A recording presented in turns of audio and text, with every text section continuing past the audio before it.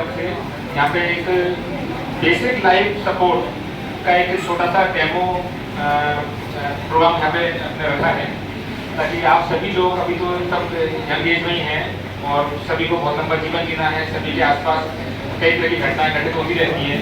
हो सकता है कि आप लोगों ने टीवी पे मोबाइल पे भी देखा हो, सडन कोई आदमी गिर गया, बेहोश हो गया, अचानक से वो डेथ हुई। इस तरह भी आजकल बहुत कॉमनली आता है, सडन डेथ हो गई, आदमी खड़ा खड़ा काम करता हुआ अचानक से गिर गया, हार्ट अटैक आया, कार्डियक अरेस्ट हुआ और वो एक्सपायर हो गया। ऐसी घटनाएं आजकल बहुत कॉमन चले और हो सकता है भगवान न करे ऐसा हो, पर कभी भी किसी के भी सामने ऐसी स्थिति उत्पन्न हो सकती है जब अपना कोई मित्र, मिलने वाला, अनजान दोस्त या कहीं कॉमन प्लेस पे भी अपन जाएं तो वहाँ वो आदमी अचानक से मूर्छित हो, बेहोश हो जाए, तो अपन को क्या करना है, अपन क्या कर सकते हैं? एक नागरिक होने के नाते अपने का क्या कर सकते हैं कि अपन उसकी जान कैसे बचा सकते हैं? क्या करते हैं?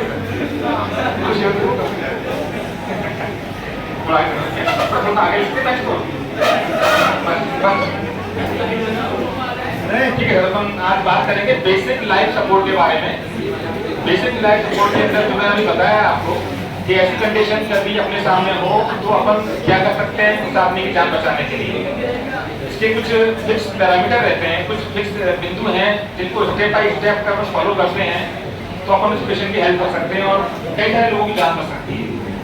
इसमें फर्स्ट स्टेप है, कभी भी कोई आप किसी भी कॉमन प्लेस में हैं, रोड पर जा रहे हैं, किसी बाजार में सब्जी बेच रहे हैं, मॉल में है, कहीं भी अगर आपको कोई आदमी ऐसा अचानक से दोष गिरा हुआ मिलता है तो फर्स्ट अपना काम है कि अपन को सीन सेफ्टी सिक्योर करनी है। सीन सेफ्टी का मतलब होता है कि वो आदमी कहाँ पड़ा हुआ है। अगर वो मान लो ट्रैफिक में रोड पर पड़ा हुआ है तो ऐसा नहीं है कि रोड पे जाके अपन को CPR देना है और उसकी जान, अपन को पहले उसकी सिक्योरिटी और अपनी सिक्योरिटी को एंश्योर करना है। अगर ऐसा है तो अपने रोड साइड लीजिए, किसी की हेल्प बुलाइए। दूसरा मामला है कि कोई किसी को इलेक्ट्रिक करंट लगा है, अगर कोई आदमी बेहोश पड़ा है, इलेक्ट्रिक करंट है, तो ऐसा नहीं कि सीधे आप CPR दे और आप खुद ही करंट में फंस गए और वो उसका तो क्या करें, आपको भी CPR देना पड़ जाए किसी और को। तो इसलिए सीट सेफ्टी बहुत जरूरी है। पहले आप देखिए चारों तरफ कि वो किस कंडीशन के अंदर है, वहाँ CPR देने का कंडीशन है कि नहीं है, उससे पहले चीज देखनी है। अगर वो ठीक है, अभी इस तरह के हाँ कंफर्टेबल है, आसपास ऐसी कोई चीज नहीं है जहाँ अपने को और आदमी को इंजरी हो सके, तब अपन को प्रोसेस चालू करनी है। फिर सेकंड स्टेप आता है सीट सेफ्टी एंश्योर करने के बाद में चेक रेस्पॉन्स। अभी कोई आदमी मान लो लेटा हुआ है, बहुत सारे कारण हो सकते हैं। हो सकता है कि वो सो रहा हो सकता है कि वो नशे में हो, जीवित हो, या वैसे इसको चक्कर आ गए हो, धूप से चक्कर आ गए हो, डिहाइड्रेशन ना हो। तो ऐसा नहीं कि तुरंत CPR चालू कर दिया, पहले देखना है कि वो वास्तव में कार्डियक अरेस्ट में है कि नहीं, वो वास्तव में उसको दिल का दौरा पड़ा है या फिर खाली वो सो रहा है, चक्कर आ गए, मूर्छित है या नशे में। बहुत सारे कारण हो सकते हैं। उसके लिए तरीका रहता है कि जब भी कोई आदमी लेटा हुआ तो उसको शोल्डर पे टैप करना है। आप ठीक हो, क्या नाम है आपका, कैसे हो, क्या दिक्कत है आपको, ऐसे 3-4 बार आपको टैप करना है। अगर कोई आदमी सोया हुआ होगा या नशे में होगा तो वो रेस्पॉन्ड करेगा, कुछ मुंह से आवाज निकालेगा, बोलेगा आप ठीक हूँ, ये जो भी कुछ बोलेगा, इसका मतलब कि उसको CPR की जरूरत नहीं है। अगर 2-3 बार टैप करने के बाद में, आवाज देने के बाद में भी अगर वो रेस्पॉन्ड नहीं करता है, तब अपन को फिर आगे का प्रोसेस चालू करना है। फिर आपको लगता है कि ये बेहोश है, लगता है कि ये कार्डियक अरेस्ट में हो, तो उसमें अपने को 2 चीज देखनी होती है। सबसे पहले एक तो उसका हार्ट काम चल रहा है कि नहीं चल रहा है, दूसरा वो रेस्पिरेशन ले रहा है कि नहीं ले रहा है। उसको देखने का सबसे मेन तरीका है उसकी गर्दन को थोड़ा सा टिल्ट करें। ये जो अपनी ट्रेकिया की जो ये प्रोमिनेंट बोन होती है, इसके साइड में आप अपनी फिंगर से देखेंगे, यहाँ गड्ढा रहता है। आप देखिए मसल्स के पीछे ये मसल होती है एक्सटर्नल न्यूरोमैस्टॉइड, मीडियल साइड में गड्ढा रहता है। यहाँ पे अपनी बॉडी की सबसे इंपॉर्टेंट आर्टरी रहती है कैरोटिड आर्टरी, जो इजीली पाल्पेबल होती है। कोई भी आदमी बच्चा अपने आंख से देखेगा यहाँ पे तो वो पल्सेशन के फील होंगे, उसको सबसे इजीली पाल्पेबल होती है। आप फिर देखो, पहले ये सेंटर वाला जो अपना ये प्रोमिनेंट हिस्सा है, इससे आप थोड़ा साइड में चलिए, पर एक गड्ढा आता है, गड्ढे में आपको फिर थोड़ा सा प्रेस एक बार में दोनों दबा दो तो चुटकी से फ्लो हो जाएगा दिमाग में। एक से चेक कीजिए, तब फील हो रही होगी। तो आपको ये सबसे पहले, जैसे मान लो ये बच्चा है, कोई भी लेटा हुआ है, आपने चेक किया कि इसमें पल्सेशन, कैरोटिड आर्टरी की पल्सेशन है कि नहीं है। दूसरी बात, हाथों हाथ ही आपको ये भी ऑब्जर्व करना है कि वो सांस ले रहा है कि नहीं ले रहा है, उसके चेस्ट के एब्डोमेन के मूवमेंट है कि नहीं, मतलब छाती ऊपर नीचे हो रही है, पेट ऊपर नीचे, इससे पता लगेगा कि सांस ले रहा है कि ले रहा है। ये दोनों कामों को देखने के लिए आपके पास खाली 10 सेकंड है। 10 सेकंड में आपको ये चेक करना है कि उसकी पल्सेशन है कि नहीं है कैरोटिड आर्टरी की, इस वाली की। साथ में वो रेस्पिरेशन ले रहा है कि नहीं ले रहा है। अगर आपको लगता है कि 10 सेकंड के अंदर की पल्सेशन भी फील नहीं हुआ है आपको और चेस्ट के मूवमेंट भी नहीं है, इसका मतलब कि वो पेशेंट कार्डियक अरेस्ट के अंदर है, उसका हार्ट भी काम नहीं कर रहा है, वो रेस्पिरेशन भी नहीं ले रहा है।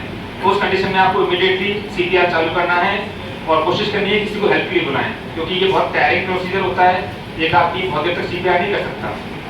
ठीक है, हेल्प किसी को बुलाएं, भी आओ हेल्प करो, जैसे भी अपने आसपास उसको हेल्प नहीं बुलाना है। और साथ ही बोलें कि भी अगर आदमी और भी लोग हैं तो किसी को एम्बुलेंस को कॉल करने के लिए या मेडिकल हेल्प के लिए, जब तक आप यहाँ पे हैं। तो आप थर्ड स्टेप आता है, चौथा स्टेप आता है सीपीआर कैसे करना है।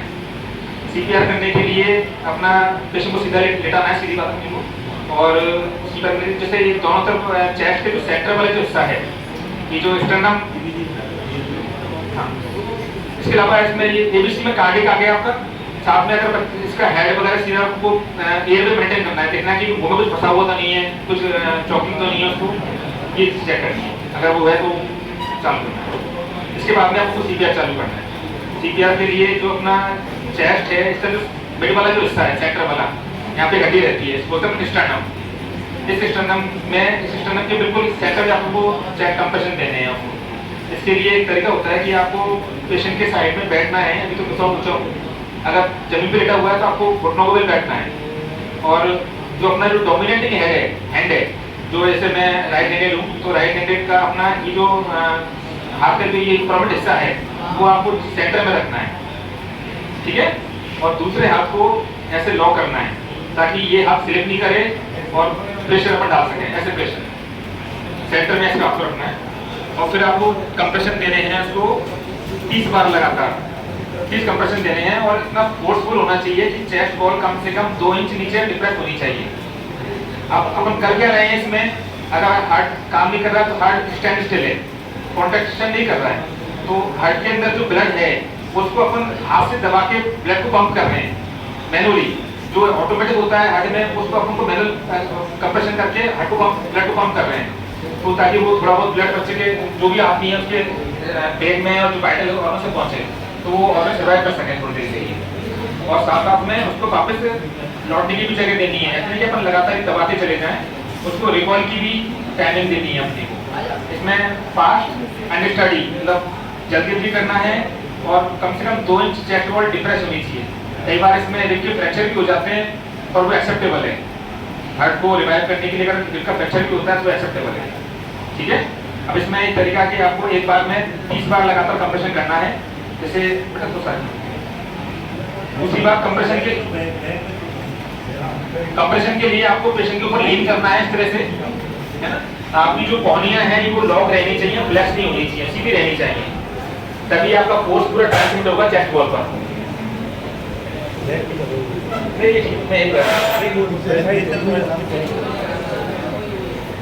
ये जो अपने हाथ का प्रोमिनेंट जो हिस्सा है, इसको आपको बिल्कुल चेस्ट के सेंटर में रखना है इस तरह से, और दूसरे हाथ को ऐसे लॉक करना है जिससे कि आपका हाथ फिसले नहीं और आपकी फोर्स पूरी ट्रांसफर हो सके चेस्ट वॉल पर। और दोनों आपकी कोहनियां सीधी रहनी चाहिए, बैंड नहीं होनी चाहिए, तो कोहनियां बैंड होंगी तो फोर्स नीचे चेस्ट वॉल तक नहीं जाएगा।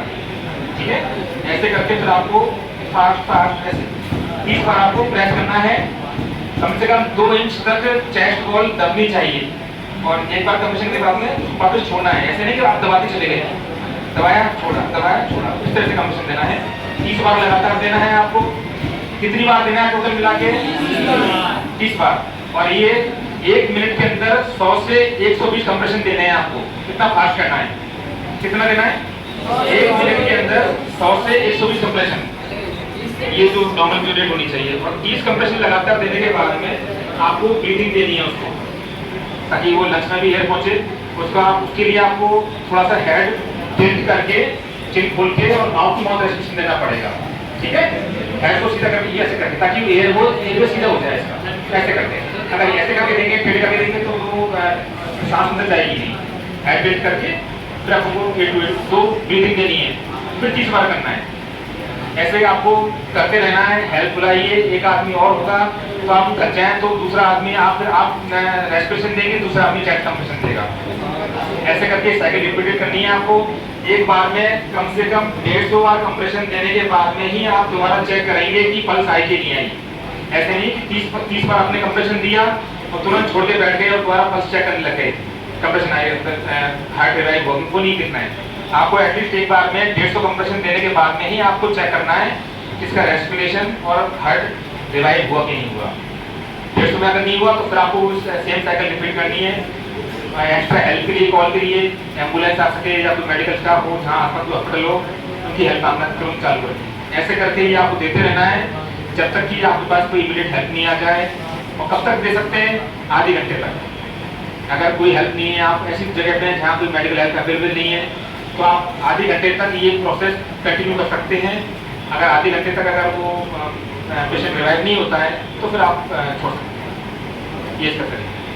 सबसे इम्पोर्टेंट चीज़ ये है कि पुश प्रॉपर करना है, आप सीधे रहने चाहिए, फोर्स प्रॉपर जाना चाहिए। फोर्स नहीं गया तो जो अपन चेस्ट वाल्व कंप्रेस कर रहे हैं उसका प्रेशर हार्ट तक नहीं जाएगा। अपन को हार्ट को मैनुअल दबाना है, चेस्ट वाल्व को दबा के हार्ट को प्रेस करना है अपने को, ताकि हार्ट का जो ब्लड है वो पंप हो जाए बाहर और ऑर्गन्स में जाए, थोड़ा बहुत ब्रेन को मिले या वाइटल कॉर्ड मिल जाए। और फिर छोड़ना भी है ताकि और जो कूलिंग है ब्लड की वो लंग्स में से वापस हार्ट में आ सके। ये तो उसका मतलब ही नहीं निकलेगा। ये इसका प्रोसेस होता है। अब कुछ आपको क्वेश्चन होगा, बताइए कुछ ना हो।